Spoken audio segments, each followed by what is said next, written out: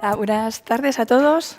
Yo voy a presentar una charla titulada Valorización gastronómica de excedentes de producción agrícola, que está centrada sobre todo en mostrar un poco la visión que desde BCC Innovation estamos aportando en toda la institución Basque Culinary Center.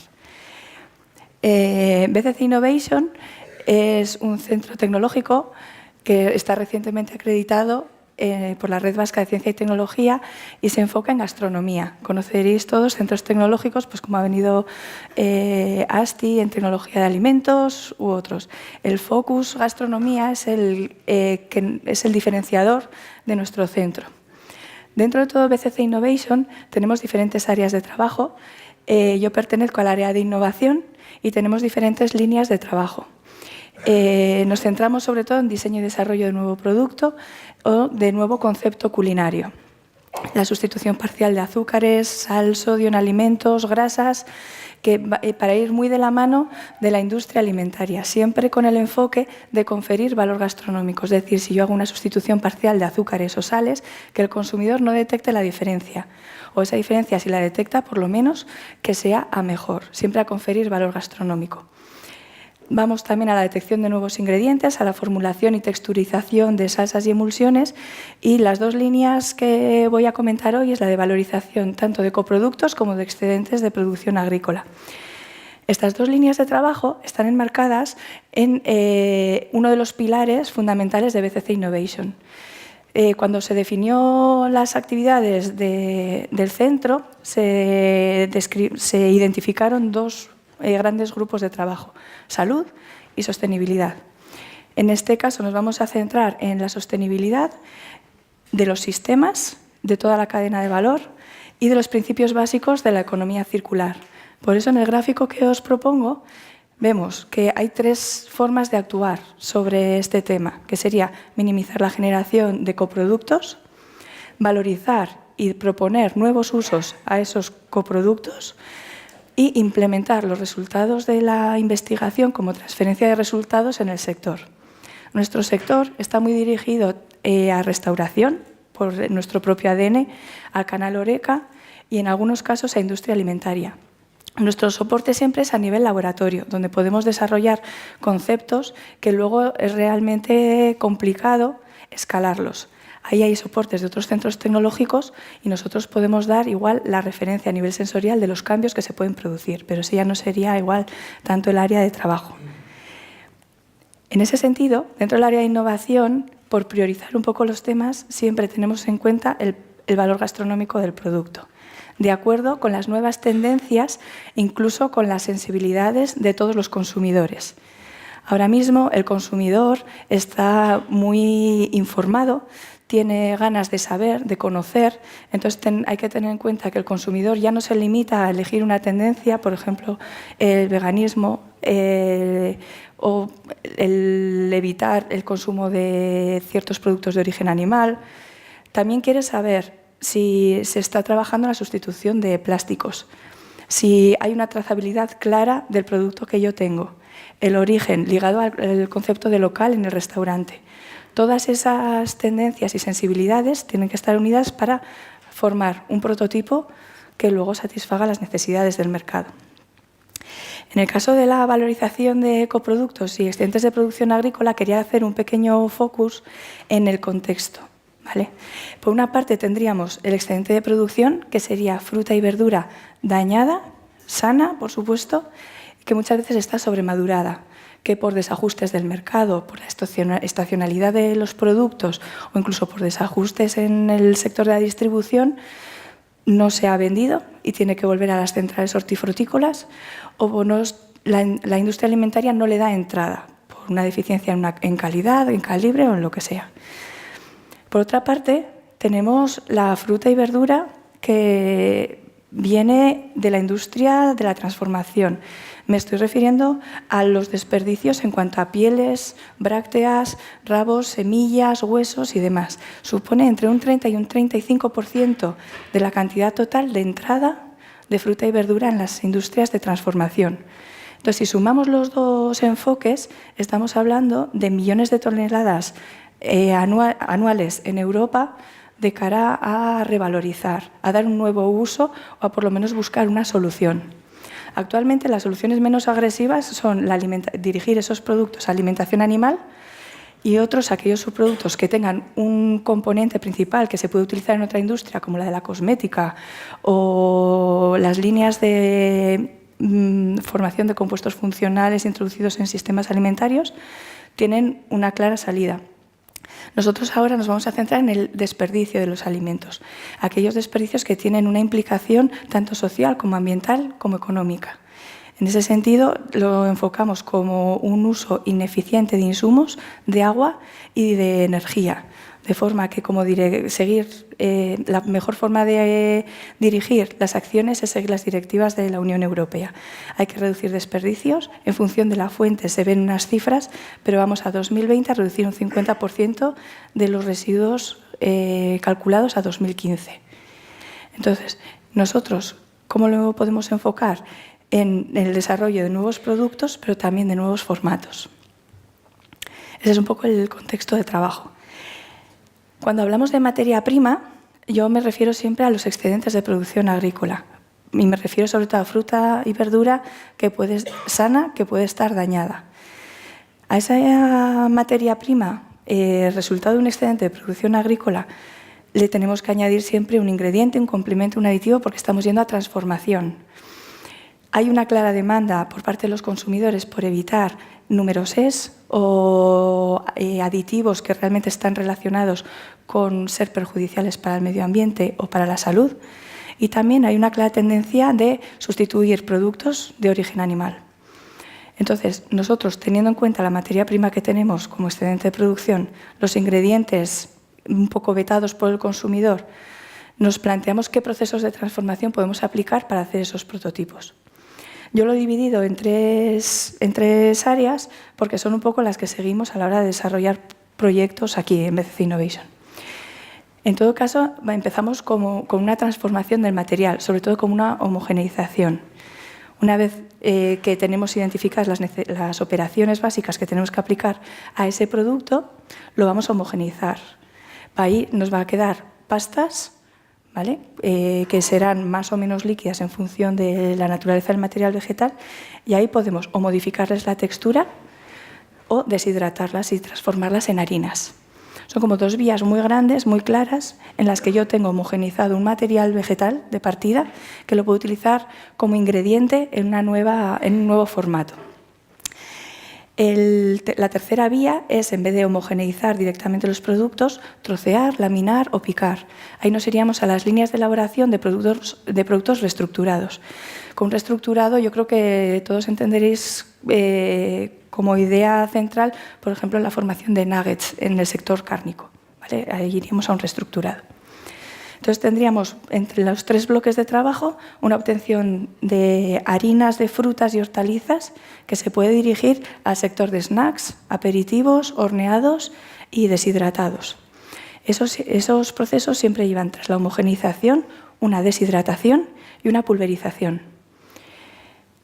Los productos que van a modificar la textura, normalmente vamos a trabajar con hidrocoloides, que vamos a hacer tener purés, que estarán más o menos filtrados, decantados, las operaciones básicas que hagan falta, pero siempre a un tamaño partícula homogéneo, y con esos purés modificaremos la textura, sobre todo para el sector de untables, ¿vale? Nuevas mantequillas de origen vegetal y demás. Y en el picado, lo que comentaba antes, los reestructurados. Como ejemplos de la primera línea de actuación, he elegido el de los panes y la sustitución parcial de harinas. Estamos cogiendo fruta y verdura que se ha descartado, la hemos homogeneizado, deshidratado, pulverizado, hasta tener en un tamaño de partícula como una harina. Con esas harinas de fruta y de verdura se puede recurrir a una sustitución parcial de harina de trigo en panadería. Ahora mismo toda la tendencia que hay para evitar productos con gluten, están trabajando con mezclas de harinas o harinas sin gluten, pues como pueden venir de otros cereales como el arroz, y esta es una alternativa que parece que está teniendo buena acogida, porque se identifica con enriquecimiento en fibra, y con un sabor, olor y color diferenciador del producto, ¿vale? Ahí nosotros hemos trabajado con sticks de verdura deshidratada, los típicos palitos que vienen ahora, palitos de semillas y demás, grisines de verdura que se diferencian de los sticks en que sí que fermentamos la masa antes de hornear, y los picatostes de verdura para dar salida a la diversificación de productos, sobre todo en ensaladas quinta gama. Ahí iríamos a crujientes de pan con masas tipo focaccia. De todos los productos que hemos probado, el que más relevante nos ha parecido es el que utiliza las alcachofas. En toda la industria conservera hay un problema de generación de estos residuos. Bueno, yo les sigo llamando residuos, aunque luego ya sé que se han elevado de subproductos a coproductos y demás, pero bueno, me entendéis, me refiero a las mermas, ¿vale? En el sector de la alcachofa llegan a ser el 55-60% de la entrada de la alcachofa, entre brácteas, tallos y demás.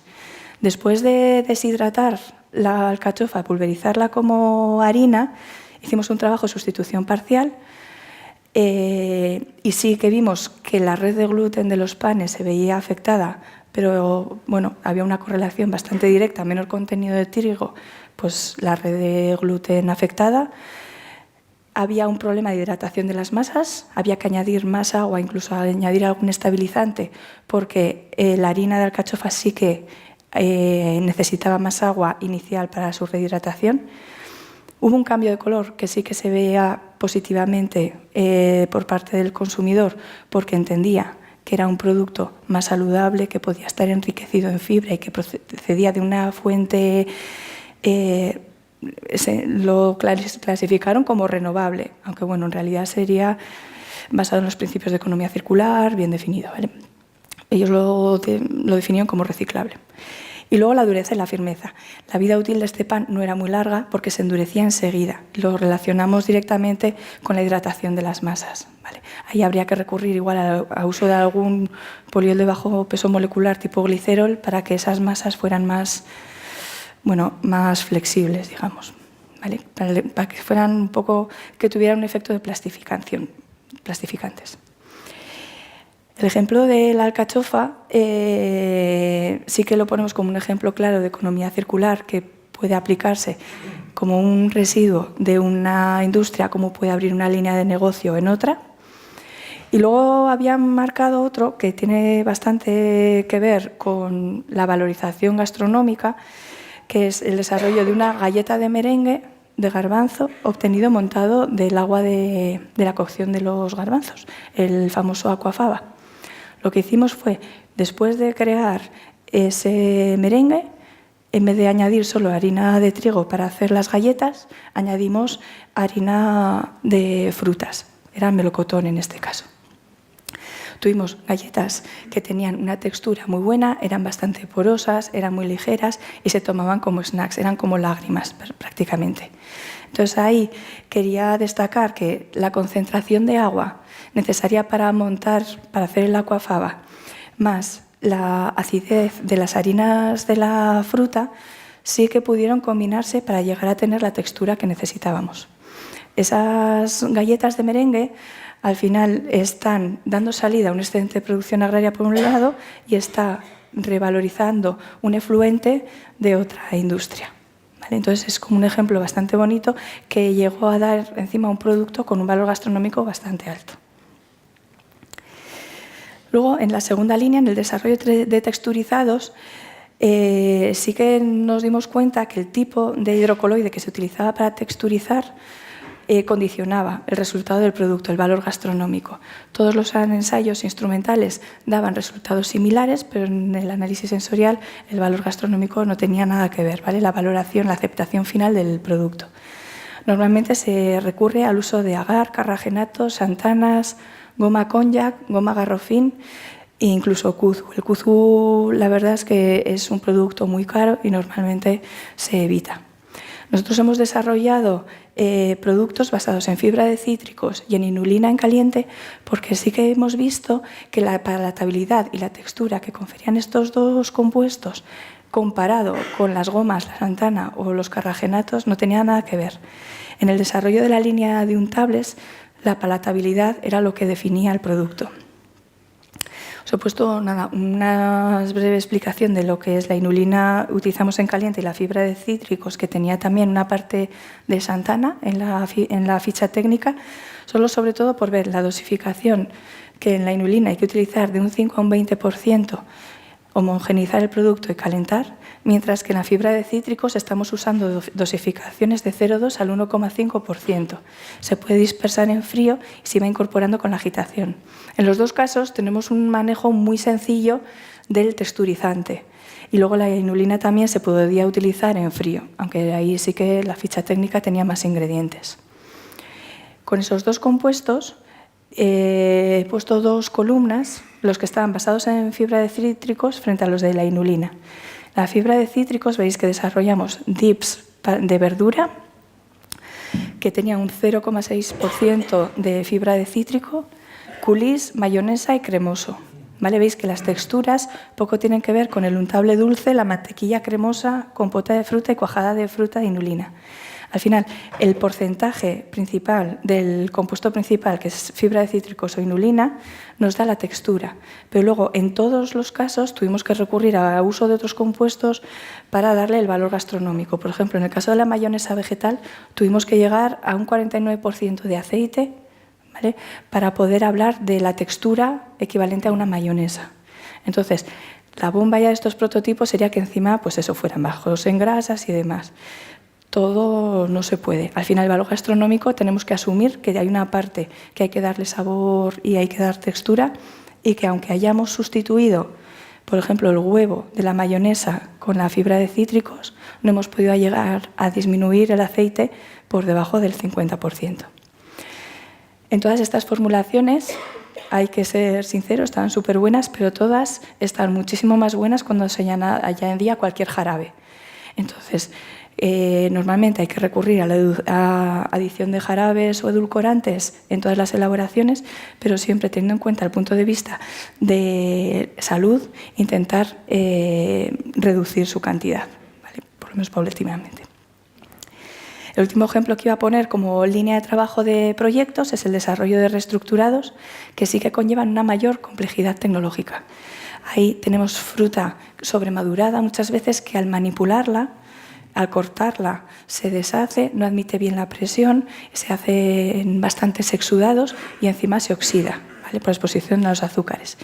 Entonces, es un reto tener un tartar vegetal, por ejemplo, por esa problemática manipulación de los ingredientes, y lo que hicimos fue recurrir al uso de un encolante alimentario, de forma que teníamos toda la fruta y verdura picada, cortada con el tamaño de trozo que queríamos, y para darle la forma en la terrina utilizamos, no lo he puesto ahí porque no quería poner marcas, Hellburger de Sosa. Ese Hellburger al final es alginato de sodio con un poco de sulfato de calcio. Entonces, el único problema que teníamos era que si poníamos fruta con mucho calcio, podíamos tener problemas de inestabilidad física. Y luego desarrollamos como otro reestructurado un falso embutido. Estos falsos embutidos están pensados como alternativas a los loncheados para las tendencias veganas. Entonces, el problema de este tipo de productos es que puedes hacer el relleno con la fruta o la verdura, pero siempre hay que recurrir a una masa, ¿vale?, basada normalmente en proteína de soja y demás, para que el sector vegano pueda consumirlo. Y la vida útil de ese producto es muy corta. Se puede hacer igual a nivel de restaurante, pero llevarlo ya a industrialización es más complicado. En este caso, el limitante ya no es el valor gastronómico. En un restaurante podemos preparar un tartar de verduras en función de estas formulaciones de forma sencilla. El problema viene en el tratamiento de conservación, el par tiempo-temperatura y la regeneración, en todo caso, tras la posible congelación. Al finalizar todos estos prototipos que hemos ido comentando un poco, hemos hecho, por supuesto, el análisis instrumental de los prototipos, la caracterización básica de pH, acidez, cloruro de sodio, viscosidad y demás, que lo he desarrollado yo.